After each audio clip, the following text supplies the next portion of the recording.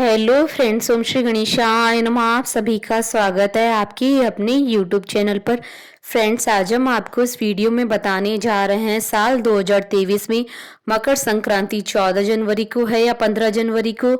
मकर संक्रांति के शुभ मुहूर्त, पुण्य काल, महापुण्य काल के समय के बारे में और मकर संक्रांति की पूजा विधि, मकर संक्रांति की कथा, मकर संक्रांति के दिन किन चीजों का दान करें और क्या कार्य करें, क्या कार्य न करें, और मकर संक्रांति के दिन किए जाने वाले उपाय और मकर संक्रांति के अवसर पर राशि अनुसार किए जाने वाले दान के बारे में। फ्रेंड्स, वीडियो शुरू करने से पहले आपसे रिक्वेस्ट है, अगर आप हमारे चैनल पर नए हैं और आपने अभी तक चैनल को सब्सक्राइब नहीं किया है तो प्लीज सब्सक्राइब कीजिएगा चैनल को, साथ ही प्रेस कीजिएगा बेल आइकन को, जिससे नए वीडियो से रिलेटेड नोटिफिकेशन आपको तुरंत प्राप्त हो सके। और वीडियो पसंद आने पर वीडियो को लाइक और शेयर जरूर कीजिएगा ताकि सभी भक्तों को इस वीडियो का लाभ प्राप्त हो सके। और कमेंट बॉक्स में जय श्री कृष्ण जरूर लिखिएगा। हिंदू धर्म में मकर संक्रांति का काफी महत्व होता है।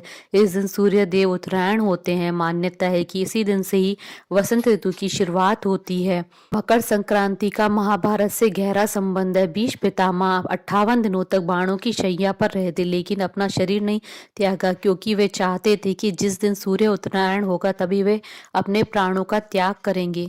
हिंदू पंचांग के अनुसार ग्रहों के राजा सूर्य 14 जनवरी 2023 की रात्रि 8:21 पर मकर राशि में गोचर करेंगे, इसलिए उदय तिथि 15 जनवरी को प्राप्त हो रही है। इसलिए मकर संक्रांति साल 2023 में 15 जनवरी 2023 को मनाई जाएगी। ज्योतिष शास्त्र के अनुसार सूर्य का राशि परिवर्तन बहुत खास होता है।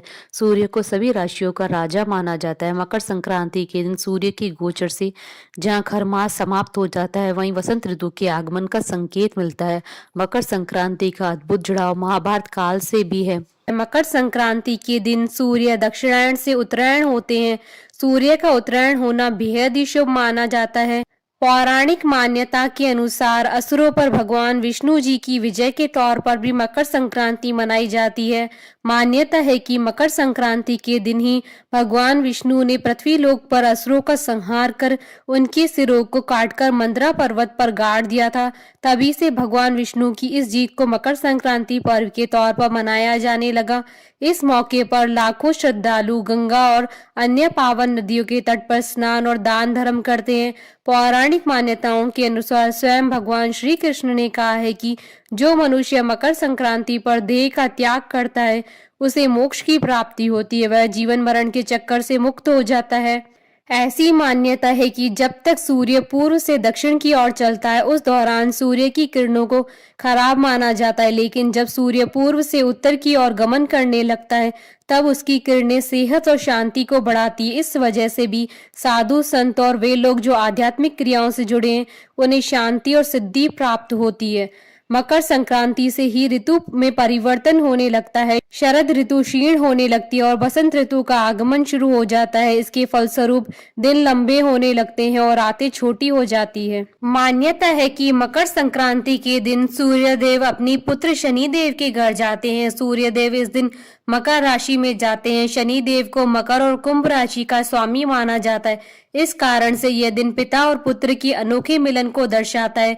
मकर संक्रांति के दिन तिल और गुड़ से बने लड्डू और अन्य मीठे पकवान बनाने की परंपरा है। तिल और गुड़ के लड्डू बनाने के पीछे का महत्व यह भी है कि इस समय सर्दी का मौसम होता है, जिस कारण तिल और गुड़ से बने लड्डू स्वास्थ्य के लिए लाभदायक होते हैं।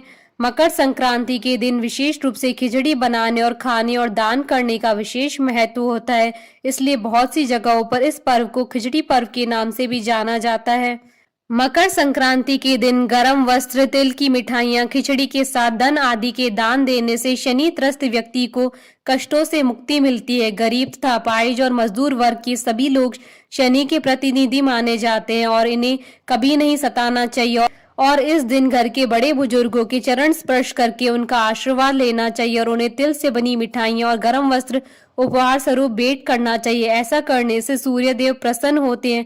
मकर संक्रांति के दिन स्नान का भी बहुत महत्व होता है। मकर संक्रांति पर जिस तरह दान का विशेष महत्व होता है, उसी तरह स्नान का भी बहुत अधिक महत्व होता है। इस दिन स्नान किसी पवित्र नदी में सुबह सूर्योदय से पूर्व उठकर करना चाहिए। माना जाता है कि इस दिन स्नान करने से न केवल शरीर शुद्ध होता है बल्कि मन की भी शुद्धि हो जाती है। इतना ही नहीं, इस दिन किसी नदी में स्नान करने से सभी तरह के पाप नष्ट हो जाते हैं और मनुष्य को मरने के बाद मोक्ष की प्राप्ति होती है।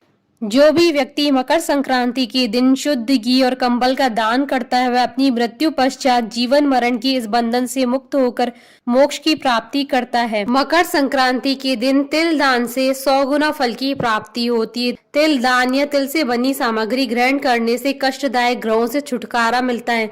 मान्यता है कि माघ मास में प्रतिदिन तिल से भगवान विष्णु की पूजा करने से व्यक्ति के सारे कष्ट दूर होते हैं। मकर राशि के स्वामी शनि देव हैं। सूर्य पुत्र होने के बावजूद उनका सूर्य से शत्रुवत संबंध होता है। ऐसे में शनि के भाव में सूर्य की उपस्थिति से कष्ट न हो, इसलिए मकर संक्रांति के दिन तिल का दान और सेवन किया जाता है। फ्रेंड्स, अब आइए जानते हैं मकर संक्रांति के शुभ मुहूर्त के बारे में। हिंदू पंचांग के अनुसार इस बार मकर संक्रांति 15 जनवरी 2023 रविवार के दिन है। मकर संक्रांति पर पुण्य काल का समय रहेगा 15 जनवरी 2023 को सुबह 7:15 से शाम 5:46 तक। कुल अवधि 10 घंटे 31 मिनट है और मकर संक्रांति पर महापुण्य काल का समय रहेगा 15 जनवरी 2023 को सुबह 7:15 से सुबह 9 बजे तक। कुल अवधि 1 घंटा 45 मिनट है और मकर संक्रांति का क्षण रहेगा 14 जनवरी 2023 को रात्रि 8:57 पर। फ्रेंड्स, अब आइए जानते हैं मकर संक्रांति पर किस राशि के लोगों को क्या दान करना चाहिए। मकर संक्रांति के दिन दान पुण्य का विशेष महत्व होता है। इस दिन किसी भी जरूरतमंद या असहाय व्यक्ति को तिल या उससे बनी हुई चीजों का दान बेहद लाभकारी माना गया है। मान्यता है कि इस दिन शनि देव ने अपने पिता सूर्य देव की पूजा के लिए काले तिल का प्रयोग किया था, जिससे प्रसन्न होकर शनि को भगवान सूर्य देव ने वरदान स्वरूप में कहा था कि जो भी इस दिन काले तिल का दान करेगा उसकी सभी मनोकामनाएं पूर्ण होंगी।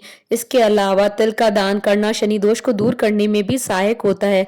अगर आप मकर राशि के जातक हैं तो काले तिल का दान अवश्य करें, लेकिन अगर आप मेष, तुला, सिंह और मिथुन राशि से ताल्लुक रखते हैं तो इस साल राहु के अशुभ प्रभाव को दूर करने के लिए आप कंबल का दान करें।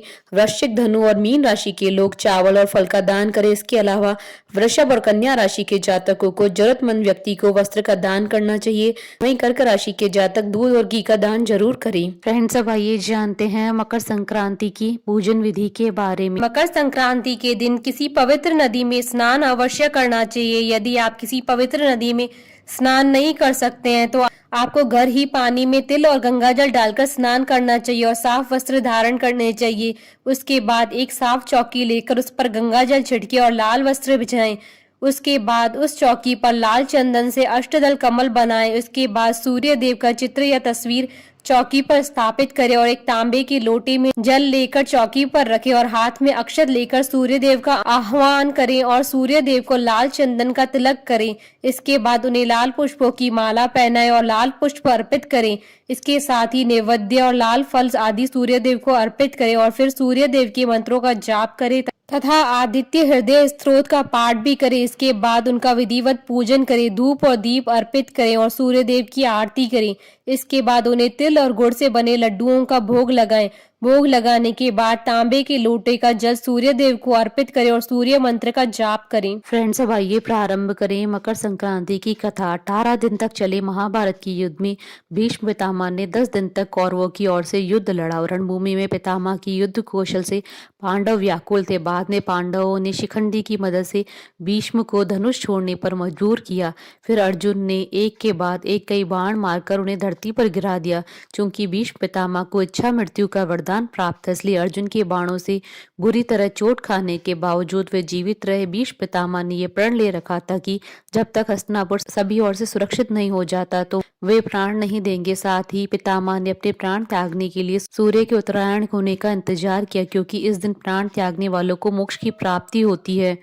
भगवान श्री कृष्ण ने भी उत्तरायण का महत्व बताते हुए कहा है कि 6 माह के शुभ काल में जब सूर्यदेव उत्तरायण होते हैं और धरती प्रकाशमयी होती है, उस समय शरीर त्यागने वाले व्यक्ति का पुनर्जन्म नहीं होता है। ऐसे लोग सीधे ब्रह्म को प्राप्त होते हैं, यानी उन्हें मोक्ष की प्राप्ति होती है।